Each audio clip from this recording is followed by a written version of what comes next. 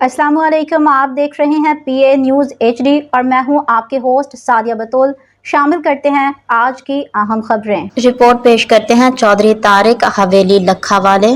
दिल के मरीजों के लिए खुशखबरी, मरियम नवाज का इनकलाबी प्रोग्राम। वजीर आला पंजाब मरियम नवाज ने सुबह भर में दिल के मरीजों के लिए मुफ्त कार्डिक सर्जरी प्रोग्राम का बाज़ाब्ता आगाज कर दिया है, जिसका मकसद शहरियों को बर वक्त और मयारी इलाज बिला मुआवजा फराहम करना है।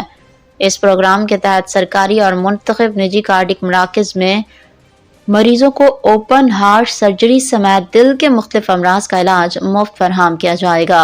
ये सहूलत पंजाब के मुस्तकिल रिहायशियों के लिए दस्तियाब होगी, जिससे कम आमदनी वाले मरीजों को खास तौर पर फ़ायदा पहुँचने की तवक्को है। हुकूमती हुकाम के मुताबिक प्रोग्राम के इब्तदाई मरहले में मुतादिद अस्पतालों को शामिल किया गया है। यहाँ कार्डिक सर्जरी की सहूलियात को फ़ाल बनाया जा रहा है। इस इक़दाम का मकसद न सिर्फ इलाज तक रसाई को बेहतर बनाना है, बल्कि दिल के मरीजों की तवील इंतज़ार की फहरिस्तों को भी कम करना है।